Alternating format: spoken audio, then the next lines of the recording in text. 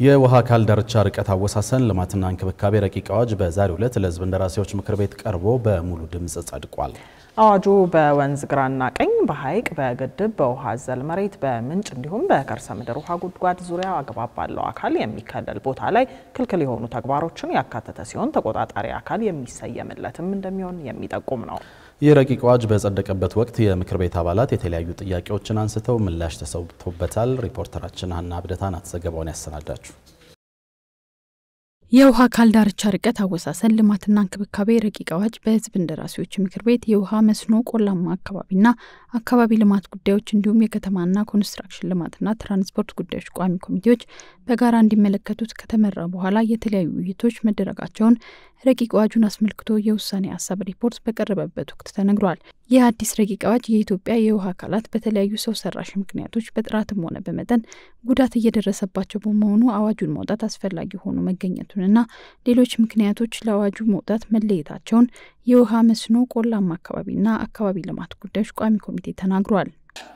የውሃ አካላት በሰው ሰራሽ ምክንያቶች ከፍተኛ ጉዳት እየደረሰባቸው በመሆኑ የውሃ ዳርቻ ርቀትን በመወሰን እንዲሁም በውሃ አካል ውስጥ የተፈቀዱና የተከለከሉ ተግባራትን በመለየት የተፈጥሮ ሀብቶችን በመንከባከብ ከጉዳት መጠበቅ አስፈላጊ በመሆኑ የውሃ አካላት ዳርቻ ርቀትን በመወሰን በተከለለ የውሃ አካል ዳርቻ ውስጥ የተፈቀዱና የተከለከሉ ተግባራትን ለይቶ በመደንገግ የተከለሉ የውሃ አካላትን ለማልማት የሚያስችል ሕጋዊ አሰራር ያልነበረ በመሆኑ በጭብጥነት ተለይቷል።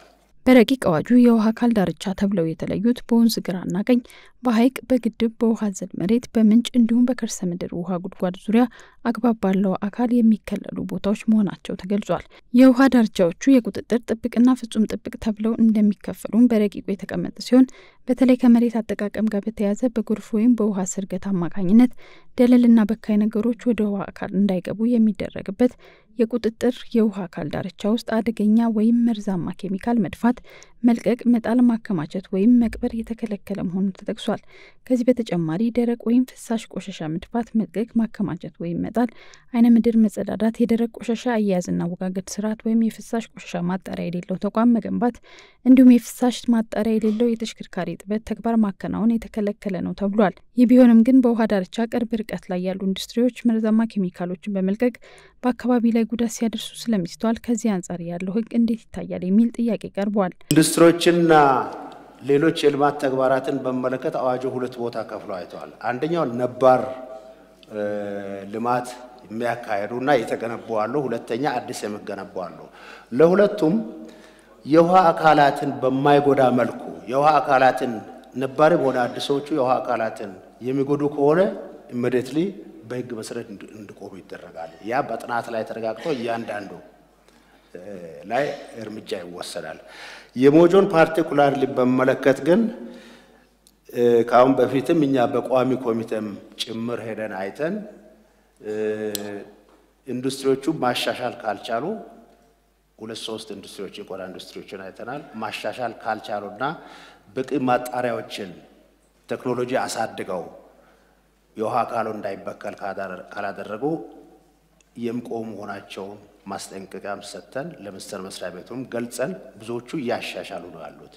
ጥብቅ የውሃ አካል ዳርቻ ተብሎ በተለዩት አካባቢዎች ውስጥ ደግሞ ከቋሚ ፍራፍሬ ልማት ውጭ የሆነ እርሻ፣ የመኖሪያ ቤት ግንባታ ማከናወን፣ የደረቅ ቆሻሻ አያያዝና አወጋገድ ስርዓት ወይም የፍሳሽ ቆሻሻ ማጣሪያ ካለው የቱሪዝም መዳረሻ ተቋም በስተቀር ማንኛውም ተቋም ግንባታ፣ የወንዝ የተፈጥሮ ፍሰት የሚያዛባ ማዕድን ማውጣት፣ የቀብር ቦታ ማዘጋጀት እንዲሁም የተሽከርካሪ ጥበት ማከናወን አይችልም ተብሏል። የውሃ አካል ዳርቻዎችና የብዝሃ ሕይወቱ በዘላቂነት ተጠብቆ እንዲቀመጥ የሚደረግበትና ርቀቱ የሚወሰነው ፍጹም ጥብቅ ተብሎ የተለየው የውሃ ዳርቻ አካባቢም ከላይ ከተጠቀሱ ክልከላዎች በተጨማሪ እርሻ ማከናወን ወይም እንስሳት ማርባት እንዲሁም ከተፈቀደ መግቢያና መሸጋገሪያ ግንባታ ውጪ የተሽከርካሪ መንገድ ስራ ወይም እንቅስቃሴ ማከናወን እንደማይቻል በረቂቁ ሰፍሯል።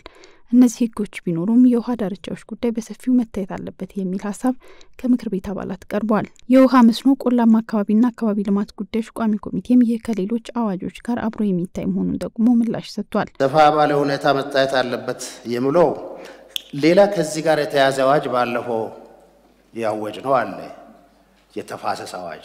የተፋሰስ አዋጅ በመላው ሀገሪቱ ያሉትን ወንዞች፣ ሐይቆች፣ የውሃ አካላትን በጠቅላላ ልማታቸው እንዴት እንደሚሆን ጥበቃ እንዴት እንደሚሆን ከግብርና ጋር ተያይዞም ከደን ልማት ጋር ተያይዞም እንደሆነ አውጇል።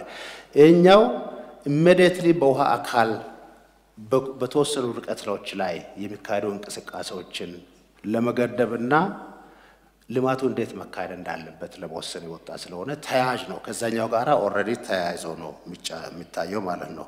የጫሞ ሐይቅም የሚታየው ከዚህ ነው። ምናልባት ግብርናው ወደፊት እንዴት ይሆናል የሚለው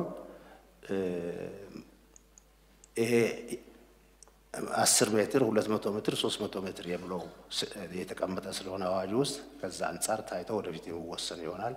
በዚህ አዋጅ መሰረት በተከለለ የውሃ አካል ዳርቻ ውስጥ የተከለከለ ድርጊት እንዳይፈጸም አግባብ ያለው ተቆጣጣሪ አካል ይመደባል ተብሏል። የተቆጣጣሪ አካልም ቀድሞ በነበረው ረቂቅ በቅድሚያ ሲያሳውቅ ወይም የፍርድ ቤት ትዕዛዝ ሳይዝ ጥፋት ተፈጽሞበታል ብሎ ወደ ጠረጠረው ቦታ ወይም ቅጥር ግቢ በስራ ሰዓት መግባት ይችላል የሚል የነበረ ቢሆንም የፍርድ ቤት ትዕዛዝ ሳይዝ የሚለው መሰረዙ ተነግሯል። ተቆጣጣሪው ስራውን ሲያከናውን የደንብ ልብስ የመልበስና ማንነቱን የሚገልጽ መታወቂያ የመያዝ ሲጠየቅም የማሳየት ግዴታ እንዳለበት በረቂቅ አዋጁ ተደንግጓል።